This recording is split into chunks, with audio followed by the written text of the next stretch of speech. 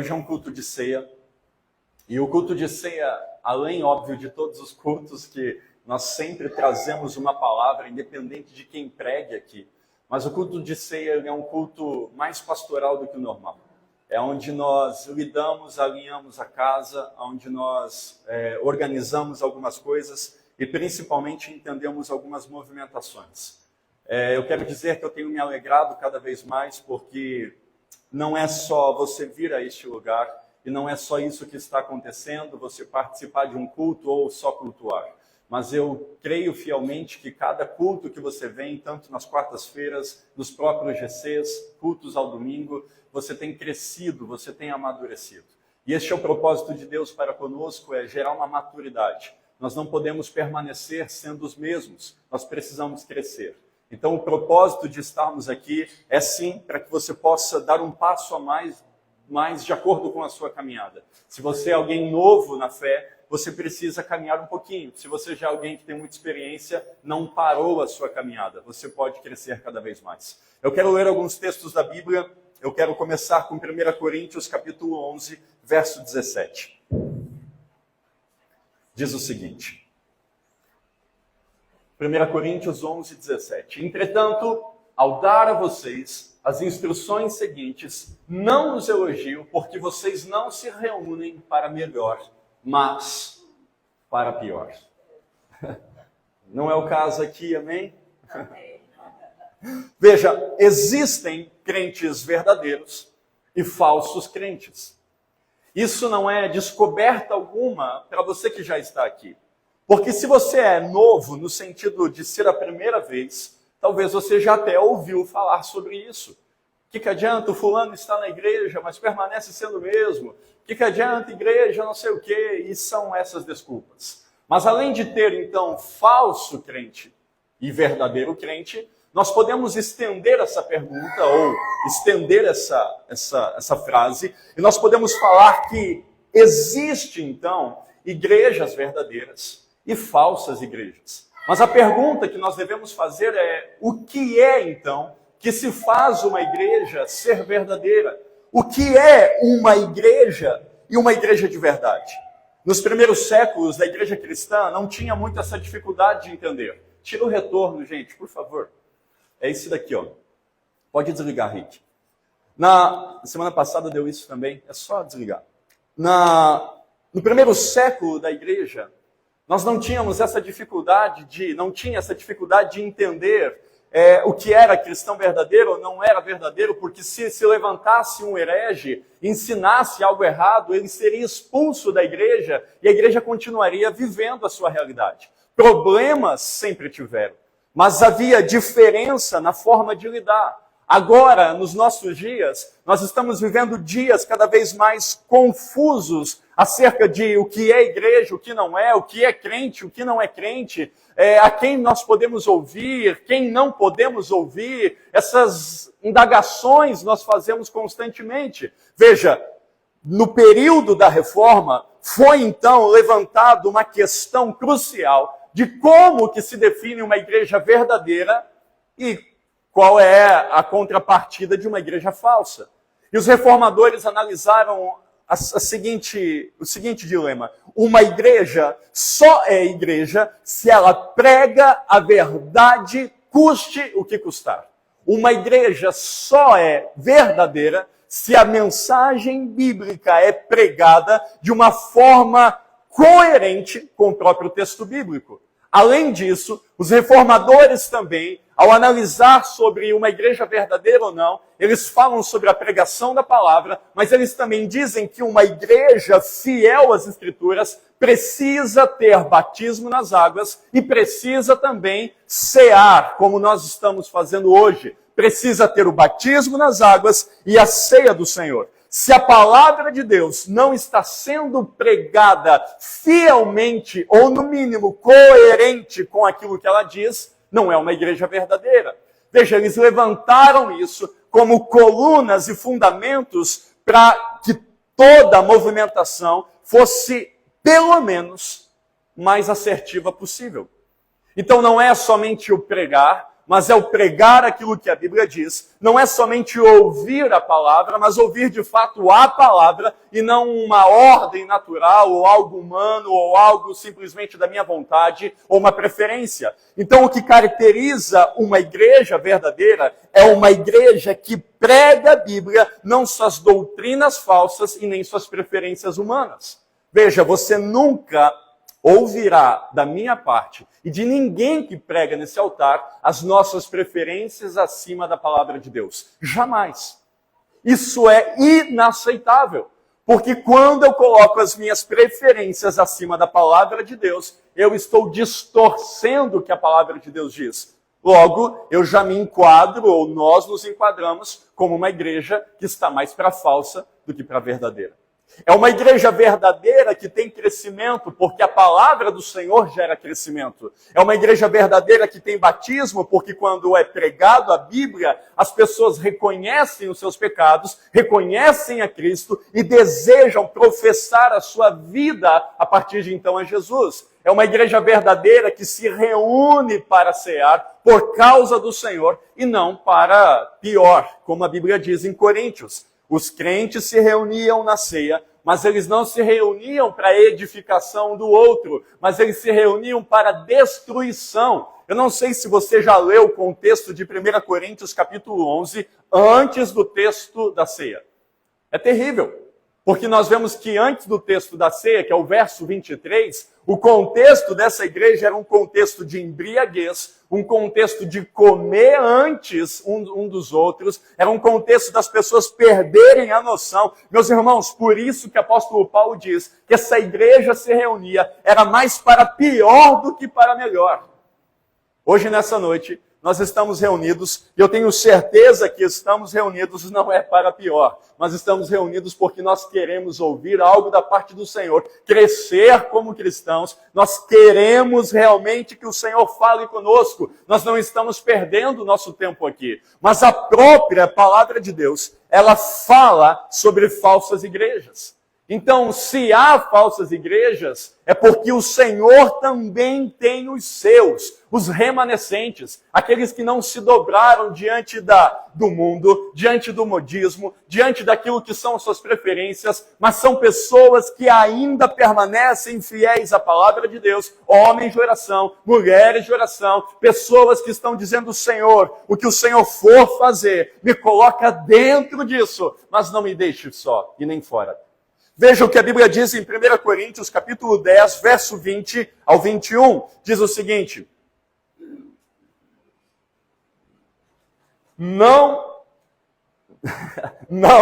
eu quero dizer que os sacrifícios dos pagãos são oferecidos aos demônios e não a Deus. Por isso, eu não desejo que vocês tenham comunhão com os demônios. Verso 21. Vocês não podem beber do cálice do Senhor e do cálice dos demônios. Não podem participar da mesa do Senhor e da mesa dos demônios. O que o apóstolo Paulo está fazendo com essa igreja, ele está alinhando essa igreja. Veja, a igreja de Corinto era uma igreja que tinha muitos dons. Poder não faltava. Manifestações gloriosas aconteciam nessa igreja. Mas ao mesmo tempo, de tanto poder do céu, era a falha de caráter deles. O que o apóstolo Paulo está fazendo, está alinhando, dizendo, olha, você sempre sentará numa mesa, mas em duas mesas é impossível. Você não pode sentar na mesa do Senhor, como você e eu, nós estamos fazendo hoje, mas amanhã sentar na mesa dos demônios. Você que escolhe e decide qual mesa, a partir de hoje, você se assentará. O que o apóstolo Paulo está dizendo é que sim, existiam pessoas que estavam andando por um lado, andando por outro lado, e as suas vidas eram inconstantes. O que o apóstolo Paulo faz, ele está alinhando essa igreja. Então veja, não somente isso, mas o próprio Senhor, em Apocalipse capítulo 2, verso 9, fala de uma sinagoga. E não era uma sinagoga dos crentes ou dos fiéis, mas era uma sinagoga dos demônios. Veja o que diz, Apocalipse capítulo 2, verso 9. Eu conheço as tuas obras, e tribulação, e pobreza, e a blasfêmia do que se dizem judeus, e não o são, mas são a sinagoga de Satanás. Ou seja, é possível ter reuniões, e reuniões onde o Senhor não está. É possível ter aglomerado de pessoas, e é o que eu chamo de inchaço, e o Senhor não se fazer presente. A intenção, ou até a motivação pode ser correta, mas se foge da palavra de Deus, você terá tudo menos o próprio Deus. O que nos faz ter a presença do Senhor no nosso meio é realmente nos adequarmos e obedecermos à própria palavra de Deus. Se nós sairmos da palavra de Deus, não é Deus que muda por causa das nossas preferências. Nós precisamos mudar. O que a Bíblia está dizendo, então, é que sim, meus irmãos, existem igrejas verdadeiras e existem igrejas falsas. Existem pessoas que professam dizendo que são crentes, mas de verdade não são. Mas também existem cristãos verdadeiros e fiéis. Você não pode colocar tudo num bolo só, como fazem lá fora, quando dizem assim, pastor é ladrão. Talvez você já ouviu isso. Ou quando diz igreja só quer dinheiro. Ou quando você fala, olha, igreja não sei o quê. Meus irmãos, você não pode colocar tudo como se fosse só isso e achar que essa é uma definição correta. O que a Bíblia está dizendo é que sim, tem um povo que senta na mesa do Senhor, onde o Senhor se faz presente, e tem um povo que senta na mesa de Satanás. Existem pessoas que estão na mesa de Satanás, mas eu quero dizer, Graça Church que está aqui, que nós já definimos qual é a nossa mesa, nós já definimos qual é a palavra que nos alimenta, nós já definimos quem é o nosso Senhor. Nós não nos sentaremos à mesa do diabo, nós não nos sentaremos na mesa dos escarnecedores, nós não nos sentaremos na sinagoga de Satanás, mas sobre nós a única palavra que está acima de tudo é a palavra de Deus. É isso que faz uma igreja viva, crescente, avivada, é onde há uma valorização da palavra de Deus acima de suas preferências. Então o que você precisa entender é tomar atento nesses dias aos inimigos da verdade. O grande desafio desses dias é que os inimigos da verdade, eles não estão sempre lá fora, mas existem inimigos da verdade que estão dentro. E esse é o problema. Porque nós tratamos inimigos da verdade somente as pessoas que não conhecem a Cristo, são talvez aqueles parentes que você ouve, que querem te afastar da presença de Jesus, as velhas amizades e tudo aquilo mais. Mas existem inimigos da verdade que não estão do lado de fora das igrejas, mas estão dentro. E o próprio apóstolo Paulo trata sobre isso quando ele está falando com Tito. Ele levanta Tito como um dos seus pastores, ou um pastor, e agora ele trata com Tito acerca do cenário e do contexto de igrejas. Meus irmãos, o que difere do tempo bíblico para o nosso tempo é só o tempo. Porque os problemas permanecem, o coração das pessoas corrompido permanece, pessoas que estão deixando a verdade, se contaminando com as mentiras, nós vemos isso. Idolatria nos nossos dias nós vemos o pecado da prostituição, nós vemos a imoralidade, nós vemos pessoas que estão rasgando a Bíblia e indo de acordo com alguns falsos homens. Então o que muda dos nossos dias para os dias bíblicos é somente a diferença de pessoas, mas o pecado é o mesmo. E o que o apóstolo Paulo está falando agora com Tito, perceba, nós vamos ler Tito capítulo 1, verso 9 ao 14. Ele está tratando de um contexto de igreja. Ele está dizendo, Tito, preste atenção nisso. E eu quero que você, essa noite, preste atenção. Deve apegar-se firmemente à mensagem fiel. Não é qualquer mensagem que você pode se apegar. Conforme lhe foi ensinada, para que seja capaz de encorajar os outros pela sã doutrina e de refutar os que se opõem a ela. Verso seguinte. Porque há muitos rebeldes. Meu Deus, é palhoça ano 2024. Que não passam de faladores e enganadores, especialmente os da circuncisão. Veja, ele está dizendo são os de dentro. Verso 11. É necessário que eles sejam o quê? Silenciados. Pois estão arruinando famílias inteiras e ensinando coisas que não devem, para obter ganhos desonestos. Um dos seus próprios profetas chegou a dizer, cretenses, sempre mentirosos, feras malignas, glutões preguiçosos. Tal testemunho é verdadeiro, portanto, repreenda-os severamente, para que sejam sadios na fé. Verso 14. E não deem atenção a lendas judaicas, nem a mandamentos de homens que rejeitam o quê? A verdade. Veja, agora o apóstolo Paulo está tratando de um contexto de igreja a um líder da igreja. Tá, pastor, eu não sou um líder da igreja, eu sou um membro. Mas você tem responsabilidades. Você precisa ser maduro. Você não pode transferir responsabilidades que estão nas suas mãos. É como um pai que diz assim, olha, eu não quero mais me estressar com a educação dos meus filhos, eu vou colocar lá no colégio e o professor que cuide. Infantilidade. Isso é impossível, mas a gente vê. Ah, não, o meu filho está dando muito trabalho, deixa eu ligar aqui para o pastor, porque o pastor vai ajudar a educar. Quem educa é pai e mãe. Amém? Amém. Agora veja, responsabilidade todos nós temos. O que muda a minha vida da sua são os níveis de responsabilidades. Agora, o nível de prestação de contas. Mas responsabilidades todos nós temos. Eu falei semana passada e eu quero relembrar você que a nossa responsabilidade é de ensinar e ensinar corretamente. A sua responsabilidade é de ouvir e ouvir aquilo que é correto. Você precisa cuidar quem você ouve. É você que precisa filtrar. Agora, o apóstolo Paulo está falando a Tito sobre um contexto de igreja. E Paulo diz, olha, existem homens, mulheres que estão se opondo à verdade.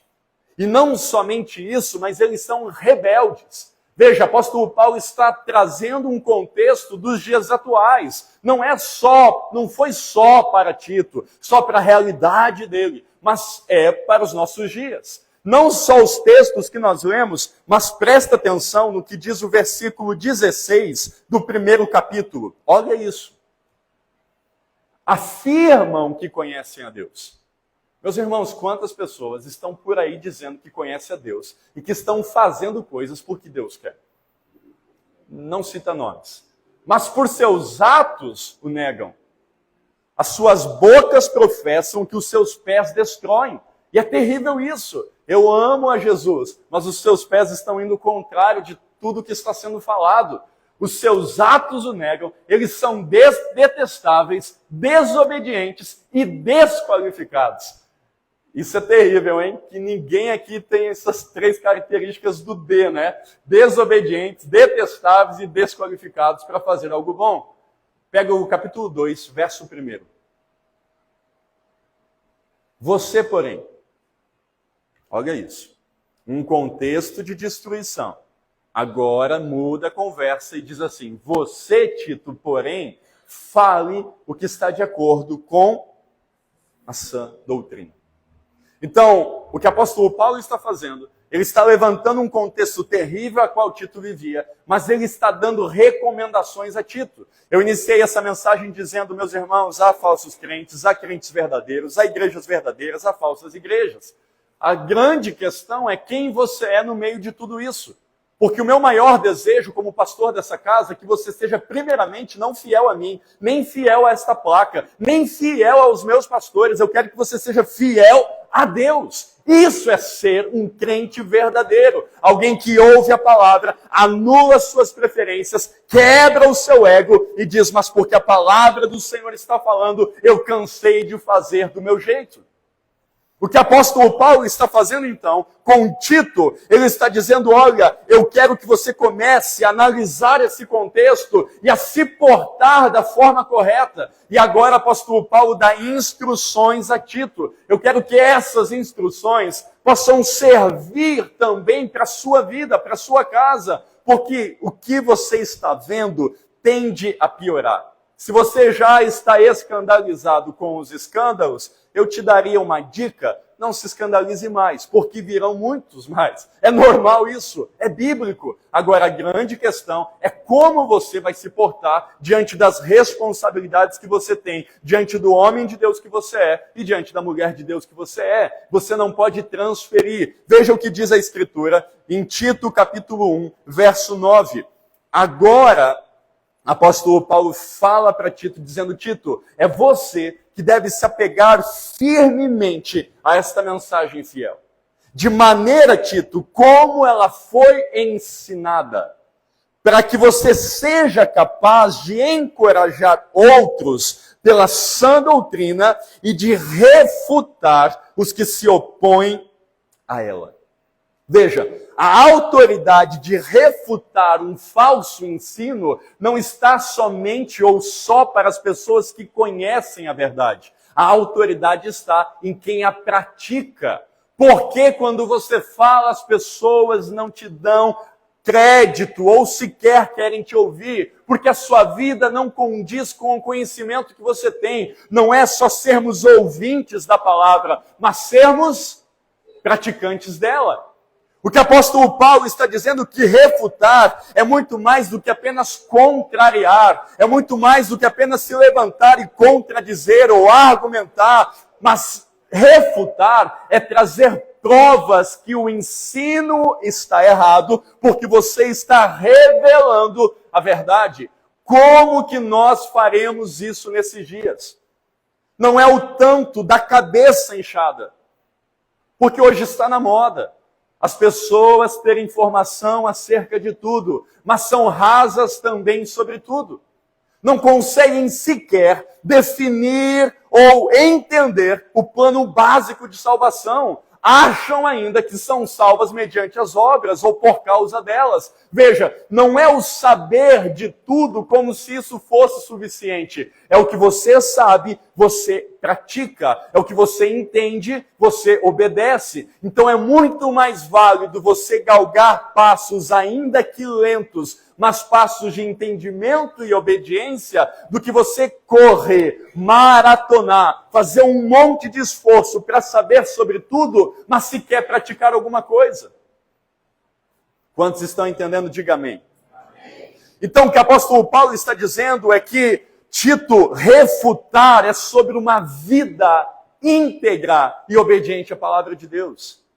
Não é sobre só saber. Talvez você fale assim, pastor, eu tentei falar para alguém sobre Jesus, mas quando eu comecei a falar, a pessoa não me deu crédito, a pessoa nem quis me ouvir. Aí eu faço uma outra pergunta para você. Naquilo que você falou, você já está aprovado diante de Deus? Porque não dá para falar sobre fidelidade se você adultera. Não dá para falar sobre uma vida financeira próspera se você rouba o Senhor na generosidade. Meus irmãos, a sua pregação precisa condizer com a sua vida. É isso que o apóstolo Paulo está dizendo, olha, os falsos existem, mas como que você vai se mover entre eles? Refutando, tudo bem, mas não é só falando, é você se apegando a esta mensagem fiel que foi lhe ensinada, praticando ela, então você terá um peso, uma propriedade no falar. É isso que o apóstolo Paulo não somente fala para Tito, mas o apóstolo Paulo fala para Timóteo também. Veja alguns textos que Paulo diz, perceba comigo, 1 Timóteo, capítulo 4, versículo 13.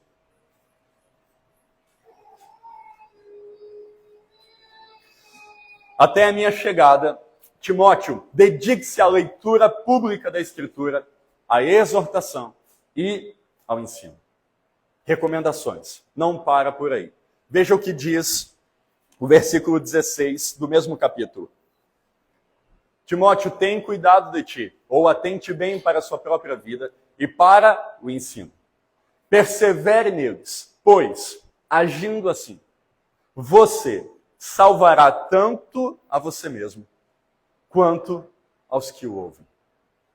Olha o que a Bíblia diz. Timóteo, sabe os ensinos que você recebeu? Lembra de Tito, que eu li antes? Tito, lembra do que chegou até você, que foi lhe ensinado, inclusive por mim mesmo, se apega a essas mensagens fiéis. Tito, não somente isso, mas que você comece a refutar os falsos pela sua obediência e por aquilo que realmente você já entendeu e obedeceu. Agora, para Timóteo, ele diz, Timóteo, persevera naqueles ensinos. Pois se você perseverar, veja, perseverar nos ensinos não é você ser só um comedor de estudo. Eu volto a falar. Coríntios vai falar sobre isso. Existem tantas pessoas com a cabeça inchada, mas os seus corações vazios. Não é só sobre isso. É sobre você obedecer o nível do teu entendimento. Hoje você entendeu algo e imediatamente já obedeça. Persevere nisso, pois você salvará você, mas também quem te ouve. Agora, não somente isso, eu queria que voltasse um versículo.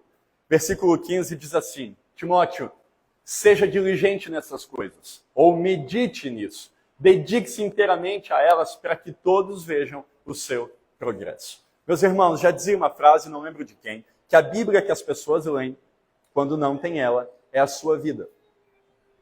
As pessoas estão te vendo. Aí tem os falsos que dizem o seguinte: mas olha, estão me vendo, mas não é para me ver, e blá blá blá, e não sei o que, isso é uma mentira. O apóstolo Paulo está dizendo a Timóteo que as pessoas verão o seu progresso, mas as pessoas também verão o seu declínio. Depende de como está a sua caminhada. O que eu quero que você entenda é que esta igreja ela tem um papel, e esse é o papel, e por isso que nós estamos aqui culto a culto, é fazer você crescer. E quando eu falo crescer, não é te prometer coisas que nem o próprio Senhor prometeu, mas é te dar base suficiente para que você vá para o céu, mas até a caminhada do céu você possa ter progresso, você possa ser constante, você possa ser perseverante. Eu não quero fazer de você apenas alguém que se agarra nos princípios ou que já está na eternidade, mas sequer sabe resolver as suas vidas no dia a dia. Existem pessoas que querem fugir da terra como se isso fosse resolver. Meus irmãos, só um homem que eu me recordo, não estou falando que existe só um, na Bíblia, que não teve muito tempo de resolver os seus problemas, que foi o ladrão na cruz. Reconheceu Jesus. Jesus disse: hoje mesmo estarás comigo no paraíso, e ele morreu.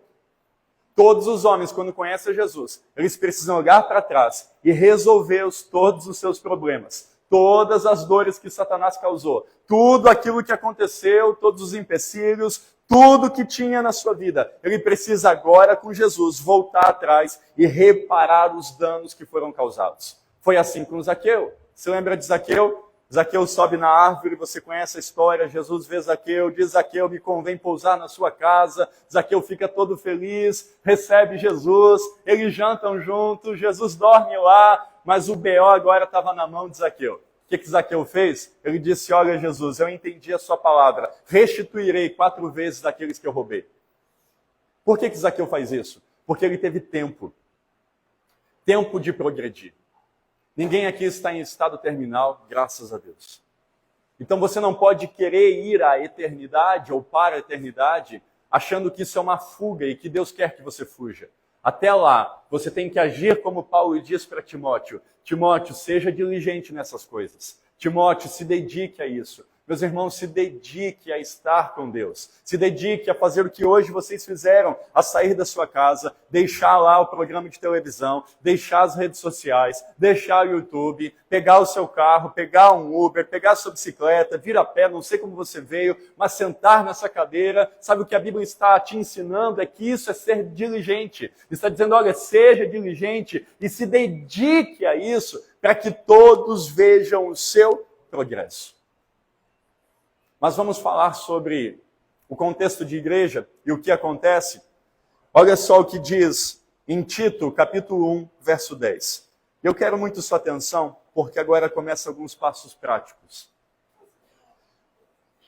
Diz assim: Tito, há muitos que são insubordinados ou rebeldes, que eles não passam de faladores e enganadores, e especialmente os da circuncisão.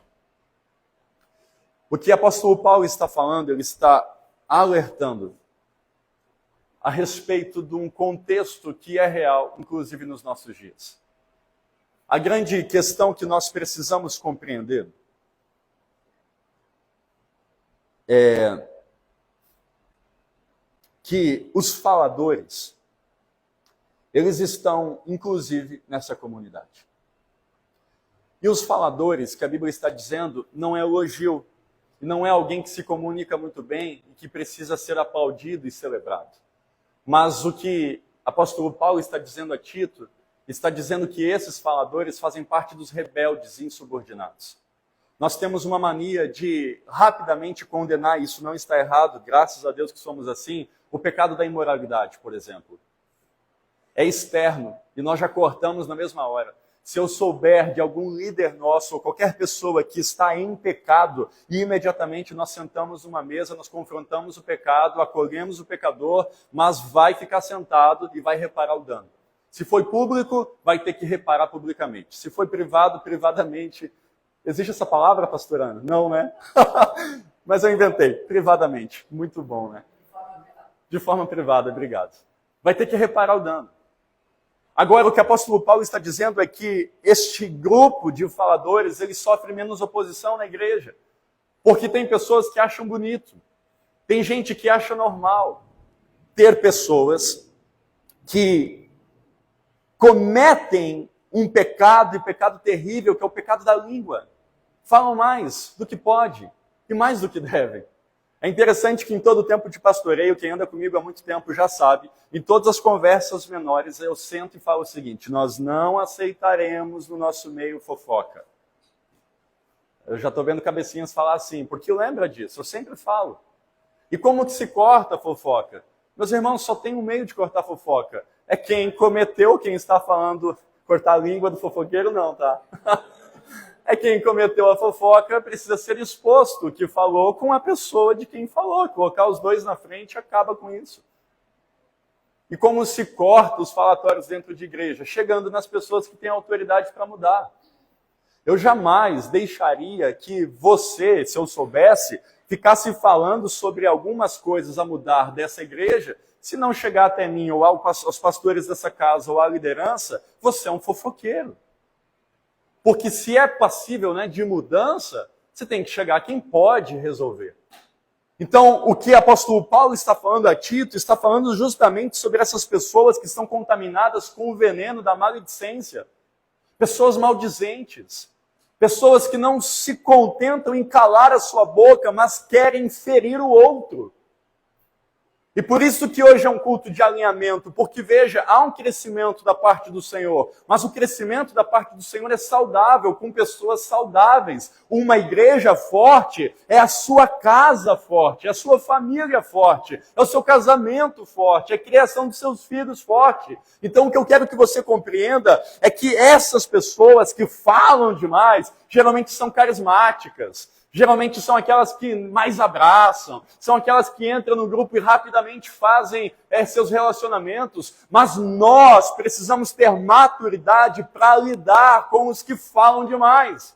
E essa responsabilidade não está só sobre a minha vida, e você vai entender isso essa noite. Essa responsabilidade de cortar as arestas, de alinhar, de edificar, está sobre toda a igreja. Você não pode exigir de um pastor, de pastores, de liderança, aquilo que você está sendo negligente. Então, o contexto de uma igreja que cresce é um contexto que há rebeldes, que não passam de faladores, enganadores. E olha, incrível isso, especialmente os da circuncisão. Pastor, o que é isso? Vamos contextualizar? Os de casa. Os inimigos da verdade não são só os de fora, mas tem inimigos da verdade que estão sentados me olhando aqui hoje. Como lidar com isso? Veja o que diz Hebreus capítulo 12, verso 15. Você está aí, diga amém. Amém.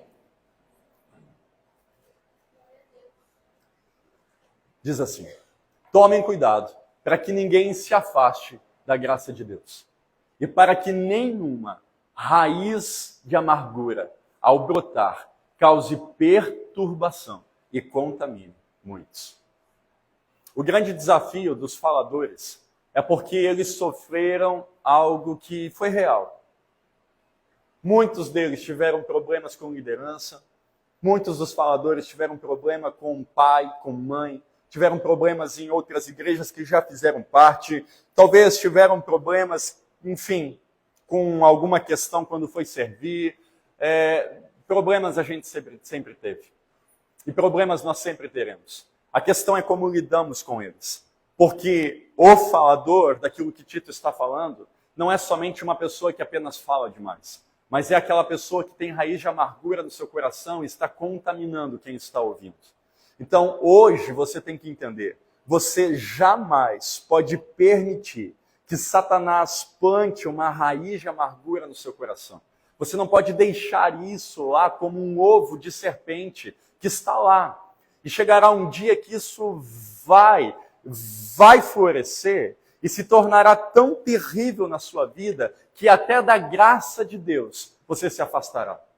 As pessoas dizem que no tempo da graça tudo pode, então me explica esse versículo. Veja. Olha o que diz Mateus capítulo 15, verso 17 ao 20. Pessoas amargas, pessoas ácidas, carregadas de justiça própria. Pessoas que estão com o seu coração podre, querendo apodrecer o que Deus está fazendo. Mateus capítulo 15, 17 ao 20 diz o seguinte: não percebem que o que entra pela boca vai para o estômago e mais tarde é expelido? Mas as coisas que saem da boca vêm do coração e é isso que contamina o homem. Versículo 19, pois do coração saem os maus pensamentos, os homicídios, os adultérios, as imoralidades sexuais, os roubos, os falsos testemunhos e as calúnias. Verso 20, essas coisas tornam o homem impuro, mas comer sem lavar as mãos não o torna impuro. Veja o que diz Mateus 12, 34. Raça de víboras. Eita, como podem vocês, que são maus, dizer coisas boas? Pois a boca fala do que está cheio o coração. Eu quero que você entenda algo. Existem sim os falsos crentes, mas nem todos são. Existem sim igrejas falsas, mas nem todas são.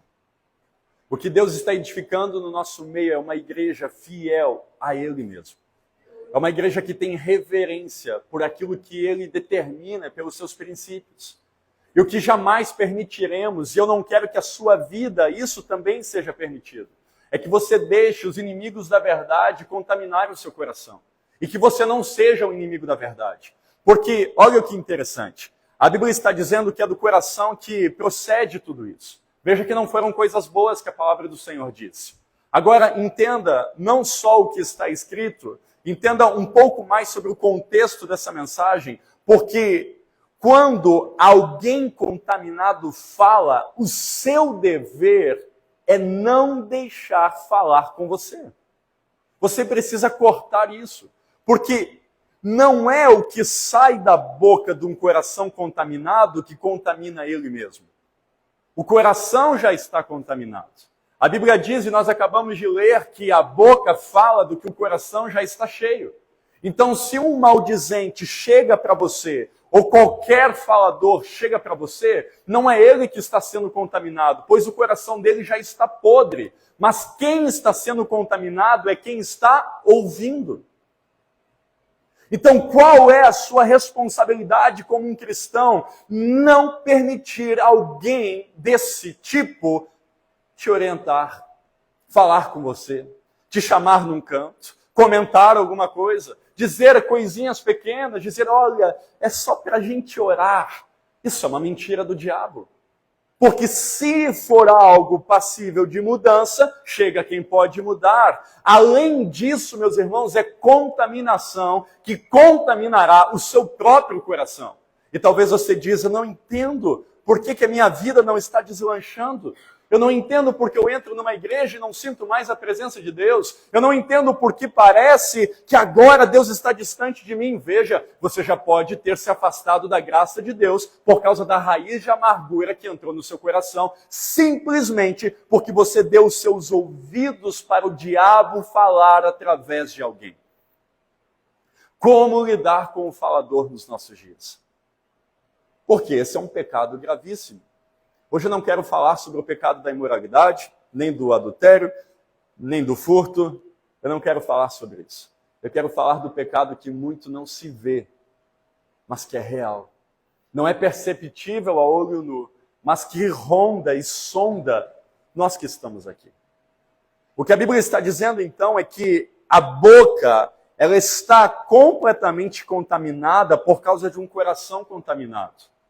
Este coração contaminado não ficará pior pelo que está falando, mas vai piorar quem está ouvindo.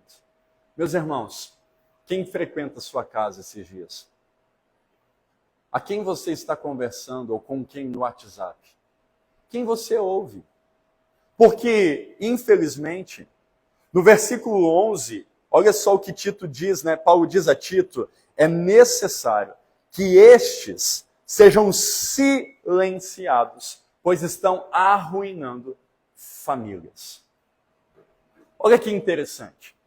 Como, então, eu devo me portar a alguém que fala demais, está sendo maldizente?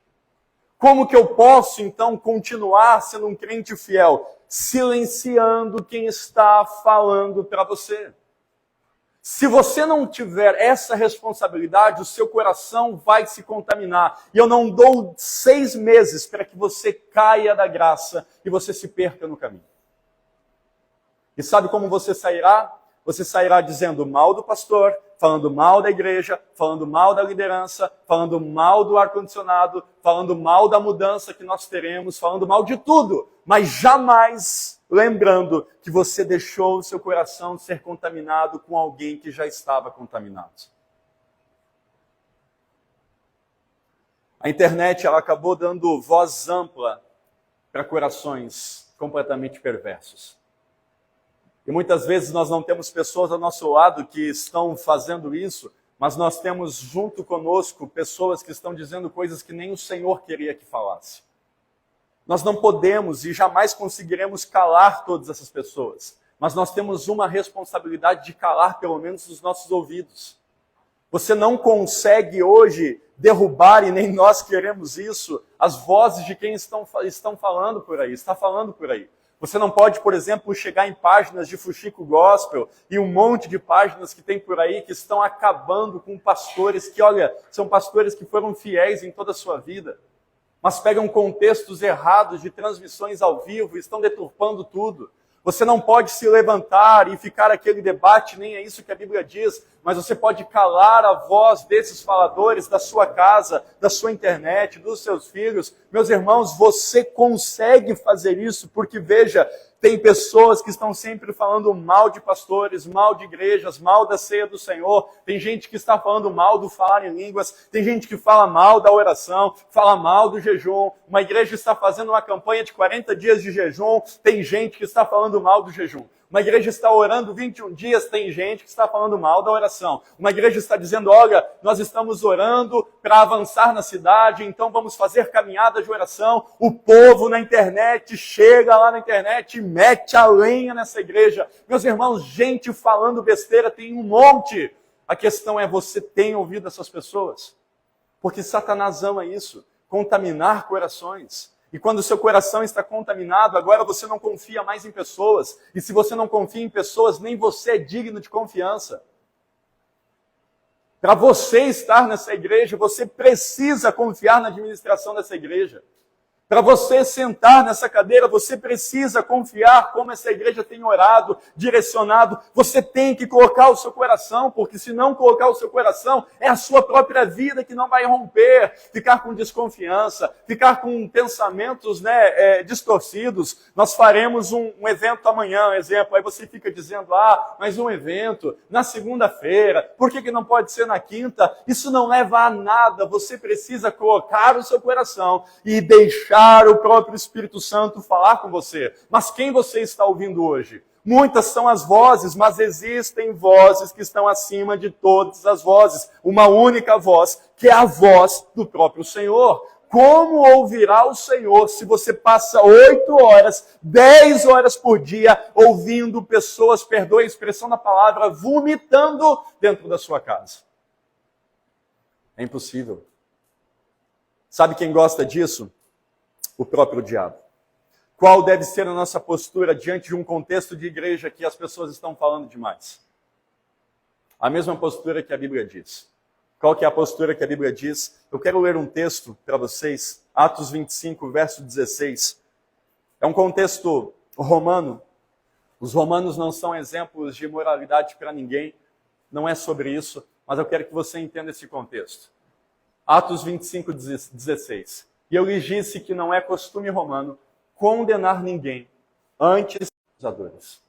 E tem a oportunidade de se defender das acusações que lhe fazem. Preste atenção. Félix não era mais a autoridade romana na prisão de Paulo, e agora era Festo.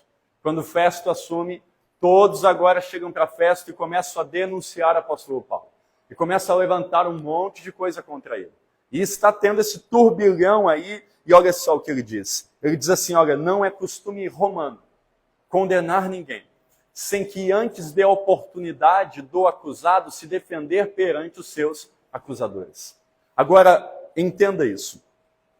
Se até os romanos, que nós sabemos que não eram um modelo de moralidade, têm uma postura como essa, o que será que Deus espera dos cristãos na repreensão e na correção daqueles que falam demais? Porque uma das coisas é você pegar na sua casa, desligar o seu celular, desligar a sua televisão, tirar do YouTube, das páginas de fofoca, daquele negócio inútil que está por aí, mas outra coisa é você lidar com um falador que senta do seu lado. São coisas completamente diferentes. Você não pode dar uma rasteira nele e forçar ele a sair da igreja. Se desce, né, meus irmãos? Mas não pode. Como nós lidamos, então, com um contexto de pessoas que não estão se movendo naquilo que o Senhor deseja? Como que nós vamos lidar quando, de repente, nós já temos orado sobre isso, Deus bradar e nós nos mudarmos desse lugar e para um prédio maior, e aquelas pessoas começarem a falar um monte de besteira, dizendo, olha, eu levava 10 minutinhos, agora eu levo 15. Miserável, o bailão ficava 40 minutos. Mas para ir para a igreja agora é 5 minutos a mais. Mas nós vamos lidar com isso, saiba você. Todo crescimento tem isso. Ou aquela pessoa que diz, olha, pastor, mas eu ia a pé, mas tem um carro na garagem, não pode usar o carro. Mas nós vamos lidar com isso. Falava nos 2GC que eu fui essa semana, aparando as arestas, dizendo, gente, eu vou precisar de ajuda, porque toda mudança vai gerar esse desconforto, e nós vamos ter que amenizar, é normal. Como lidar com alguém que fala um monte de besteira e está do seu lado, ou às vezes é alguém da sua família? Como lidar com maledicente? Veja, nós precisamos confrontar essas pessoas, mas não de qualquer jeito. Olha só o contexto de Atos, capítulo 18, verso 25 e 26. Chegou na igreja de Atos, 26, desculpa. Não, pode voltar ao 25. Vai ser bom essa parte. Chegou na igreja de Atos um homem chamado Apolo. E Apolo, gente, não era qualquer pessoa, porque ele já chegando na igreja primitiva. Olha que interessante. Fora instruído no caminho do Senhor, e com grande fervor, ele falava e ensinava com exatidão acerca de Jesus. Olha o nível desse homem, né?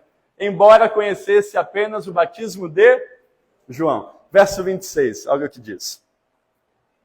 Logo começou a falar corajosamente na sinagoga. Quando Priscila e Áquila o ouviram, veja o que acontece. Convidaram-no para ir à sua casa e lhe explicaram com mais exatidão o caminho de Deus.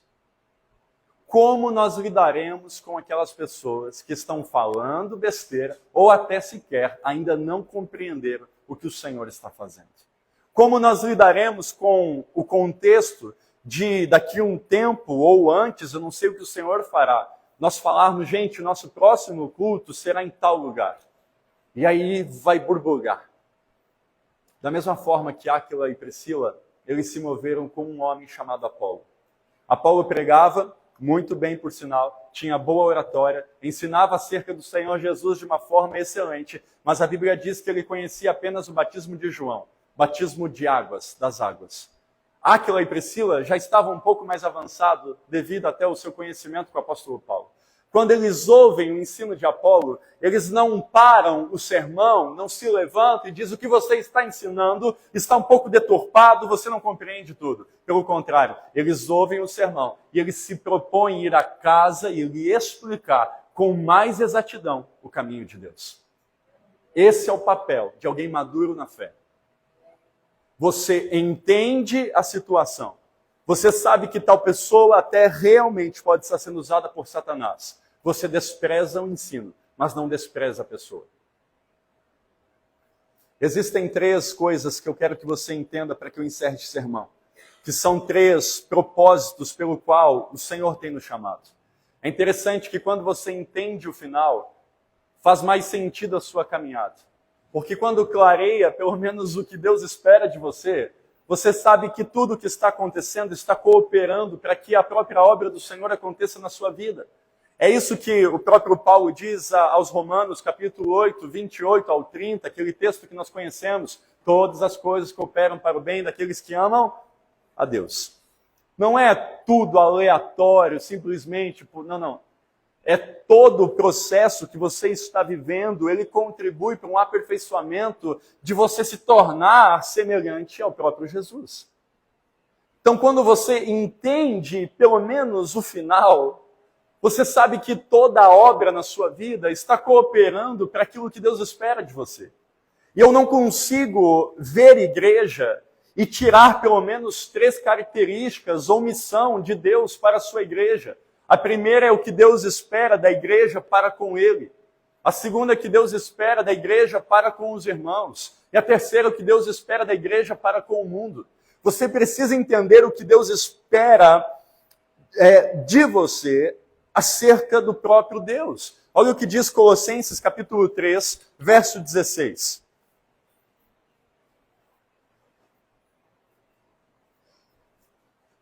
Diz assim: habite ricamente em vocês a palavra de Cristo. Ensinem e aconselhem uns aos outros com toda a sabedoria. Cantem salmos, hinos e cânticos espirituais com gratidão a Deus em seus corações. O que Deus espera de nós, referente a Ele mesmo, é que nós sejamos um povo que o adore em espírito e em verdade. O nosso papel para com Deus é adorá-lo acima de tudo. E a adoração não é somente canções ou expressões externas, mas sim atos de obediência à própria palavra dele. Para que o nome dele seja santificado, a vontade dele tem que ser feita como é no céu, na terra. Para que o nome dele seja santificado, meus irmãos, tem que ter o perdão. Para que o nome dele seja santificado, tem que ter coerência no que ele espera de você com os seus passos de obediência. O que Deus espera de nós para com ele é que possamos adorá-lo, mas adorá-lo fielmente, verdadeiramente, não com atos externos, produzindo textos terríveis. Nós precisamos, de fato, não são favoráveis para nós. Quando você, por exemplo, tem que pagar todos os impostos, você paga muitas vezes até emburrado, mas você precisa pagar porque isso é adorar o Senhor, isso é fidelidade. Ou, por exemplo, quando você cria os teus filhos de uma forma bíblica, mas choca com a criação ou o ensino da escola, você precisa criar os seus filhos segundo o padrão bíblico, ainda que você tenha muitos confrontos e conflitos na escola. Você precisa adorar o Senhor com um ato de obediência. E isso talvez seja tranquilo para você, o entendimento. Mas o que o Senhor espera de nós também não é que nos fechemos num quarto, nos fechemos num monte ou em qualquer lugar e agora adoremos ao Senhor sem se relacionar com pessoas. Isso é inútil. Aconteceu isso com a igreja de Tessalônica. A igreja de Tessalônica, aos tessalonicenses, quando eles ouviram acerca da vinda de Jesus, a Bíblia diz que eles sobem no monte e esperam o retorno de Jesus. Apóstolo Paulo escreve a 2ª carta e diz assim: olha, quem não trabalha, não coma. Desce daí, meus filhos, e vão trabalhar e esperar a vinda do Senhor, trabalhando. Adorar o Senhor não é só dentro da igreja, não é só no louvor, não é só ouvindo a palavra. Adorar o Senhor é mesmo em meios a todos os desafios que você tem. Não só isso, o que Deus espera em relação aos nossos irmãos, aos cristãos. Deus espera algo de nós. Porque eu já vi igreja que mata o seu irmão. Já tive contextos que eu tive que lidar com pessoas que, em vez de colaborar e cooperar com o que Deus estava fazendo, estava cooperando com o diabo e tirando pessoas de dentro da casa de Deus.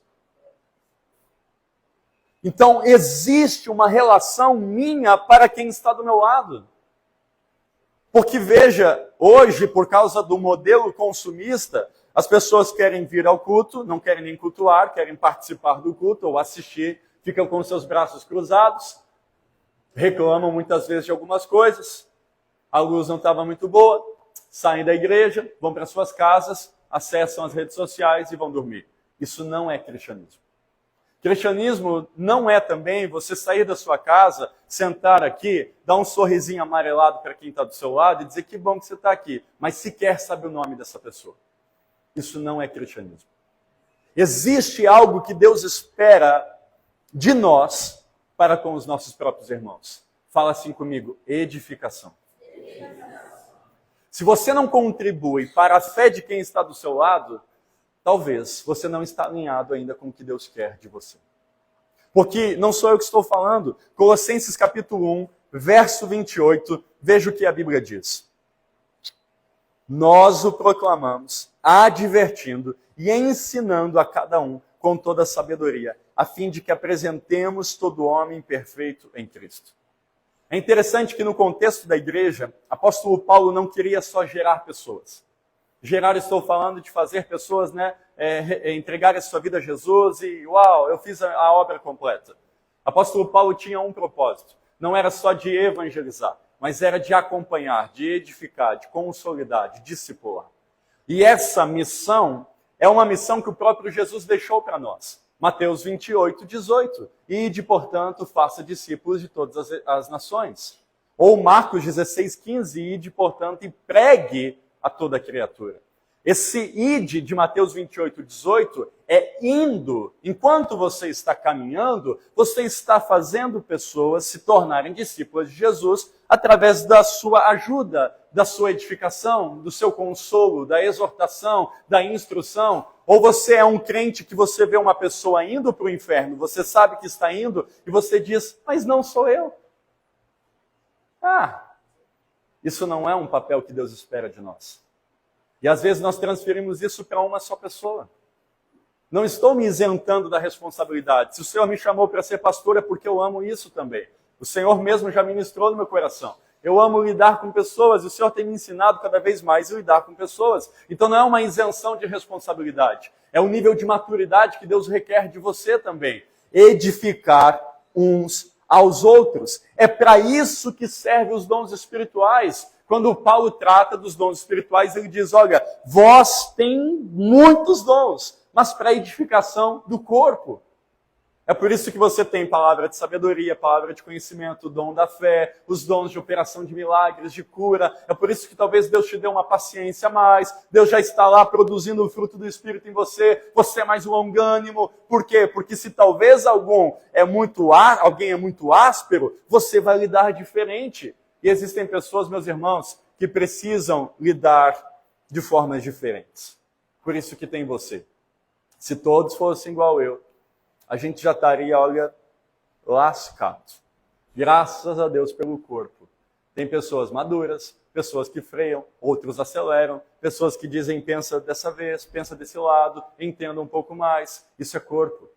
Então, se hoje você está aqui sentado me ouvindo, já faz parte dessa igreja, vai cear conosco, o seu papel é edificar quem está do seu lado. Sentiu falta de alguém? Por que você manda para mim dizendo, pastor, você sentiu falta do fulano? Você não pode ligar para essa pessoa e dizer, eu senti sua falta? Edificação é importante. Eu encerro este sermão, queria chamar o Daniel para parecer que está terminando, com a relação nossa com o mundo. Eu vejo muitas coisas e, ao analisar biblicamente, pode vir também, Henrique, por favor. Júlio, pessoal do louvor. Ao analisar biblicamente, eu vejo cobranças um pouco erradas. Eu já vi pessoas cobrando base bíblica de pessoas que sequer foram evangelizadas, ou padrão bíblico. Eu já vi pessoas discutindo na sua família, exigindo coisas que são da palavra de Deus, que sequer essa pessoa faz, como esperando que um morto pudesse fazer algo que tem que ser um vivo. Entenda o que eu quero te dizer. Deus tem características diferentes para que nós compreendamos acerca da igreja e acerca do mundo. A igreja tem que ser edificada, exortada, consolada. Ela precisa, sim, que a Bíblia seja aberta, ela precisa ser admoestada segundo a palavra de Deus, uns aos outros. E o mundo que precisa? Primeiramente, o mundo precisa ser evangelizado. Você não pode exigir um padrão bíblico em quem sequer nasceu de novo. A primeira coisa é falar de Jesus. Dizer, olha, toda a sua vida está desse jeito, mas o que você precisa fazer é entregar a sua vida a Jesus. A segunda coisa que você tem que entender para lidar com o mundo é o evangelizar, mas também a misericórdia. E a misericórdia não só nas necessidades, não é só nos órfãos e viúvas, até porque também esse é um papel da igreja, mas é misericórdia porque eles ainda não conheceram quem você conheceu. Eles ainda não tiveram uma transformação que você já teve. Sequer eles entendem quem Jesus é e quem o Espírito Santo é. Então, sobre a sua relação com Deus, você o adora. A sua relação com os irmãos, você edifica. A sua relação com o mundo, você prega, meu irmão. Mas prega com muita ousadia, dizendo, olha, arrependei-vos, pois é chegado o reino dos céus. Se você compreender isso, essa caminhada, você dará passos de maturidade, que é o meu maior desejo para nós que estamos aqui. Eu não quero que você apenas venha, veja a igreja não suportando mais e se alegre com isso. Eu quero que você olhe para você e veja, eu estou melhor do que semana passada. Eu estou melhor do que há um ano atrás. A própria palavra do Senhor tem gerado na minha vida mudança, e mudanças reais. Eu estou progredindo, como Paulo falou para Timóteo, que eles percebam o seu progresso. Meus irmãos, que a sua casa perceba o seu progresso. Amém. Seu esposo, a sua esposa, os seus filhos percebam o seu progresso. Você não pode parar, achar que já viveu tudo ou que sabe tudo. Se coloque em